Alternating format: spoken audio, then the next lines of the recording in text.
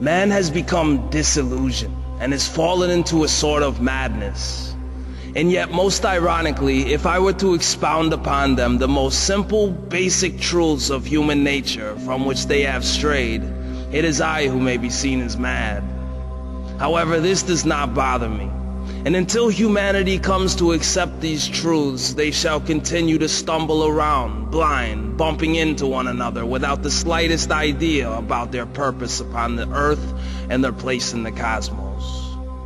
As clearly as the facts may be expressed, even many of the so-called learned scholars would argue in the face of truth because it does not fit into the little bubble that is their idea of creation. Such men could never truly claim to be figures of authority on such matters, as these things are revealed only to the true seekers after divine wisdom by the will of God. And such men, as it is, do not even acknowledge the existence of the Creator of all that is.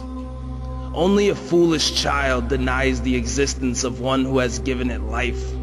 And yet this is the case with many of those whom the collective of humanity looks to for answers.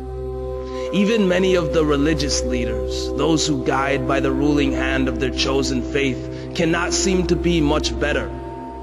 Just as foolish is the child who acknowledges its father who has planted the seed from which it sprang to life, and yet denies its own mother within the fertile womb of whom it was brought forth into being, even when all the while its mother has never ceased in providing it with nourishment and its every need for growth and survival. All men and women are created equally, as are all races of human beings, for there is balance in everything. Yet throughout the ages, each race and both sexes at one time or another has claimed to be dominant over all others, pointing out their own strengths and comparing them to the weaknesses of everyone else. However, all have their strengths and all have their weaknesses, and where one lacks, another excels, and so it is for each and all.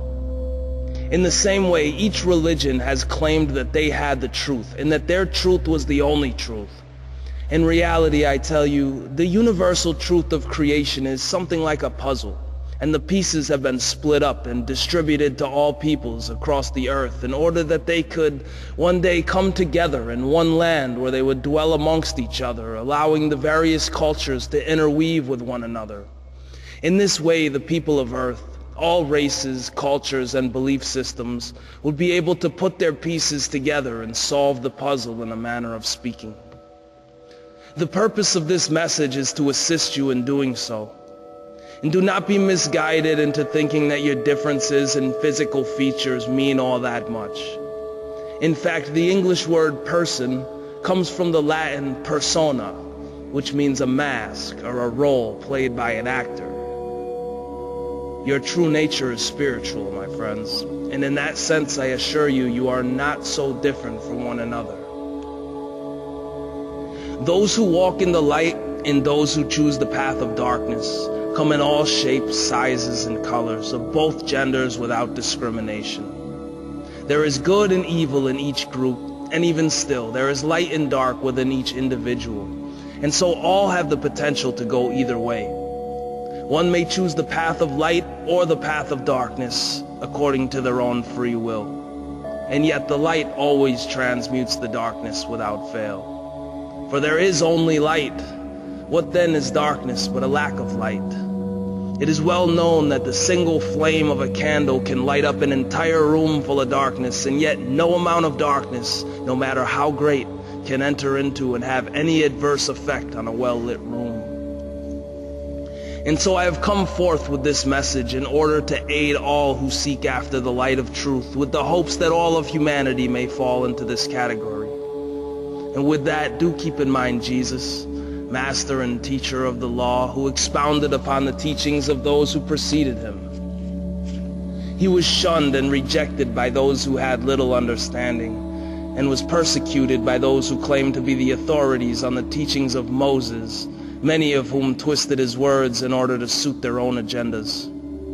The same can be said in this day of many who have gained positions of authority based on the teachings of the Bible, which have also been confused and misconstrued in order to prevent the people from stepping into their power, the power that is the birthright of every soul that comes forth from the central sun, born of the light of God.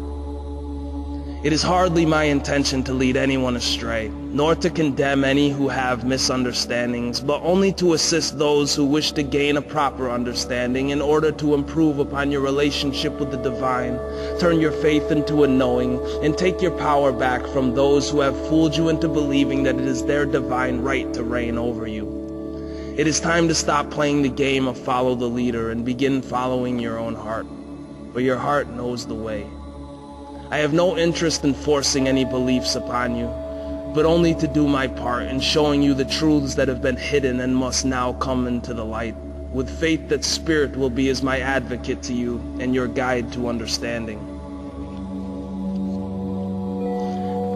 As for myself, I make no claims in vain for my own sake, but say only that which may help you to gain a clearer insight into the mysteries of old and a greater degree of understanding about the nature of existence, the intelligent design of creation and the creative process, the purpose of life experience on earth, and the relationship humans have with God and with the rest of creation. Who and what I am matters not. And yet in time my true identity shall be made known by the grace of God. However, I will acknowledge, and honestly so, that I have received authority to speak on such matters. For in truth I tell you that I have seen the manner in which the world was created. I well know the nature of light and of darkness, and how the glorified bodies will appear at the time of the general resurrection, which is indeed now at hand. I say these things only to offer you some insight as to the perspective from which I write. When you come to know and fully understand these things and much more, you will know that I speak the truth and am your friend. There are many, many warriors and children of the light living upon the earth among humanity at this time in order to assist you in your collective evolution. For when the human family rises up together as one, it shall be possible to anchor heaven on earth. First, however, all must come to understand the basic universal truths of creation, which, although all other truths are constantly evolving and changing, are the same today, yesterday, and tomorrow, immutable and unwavering.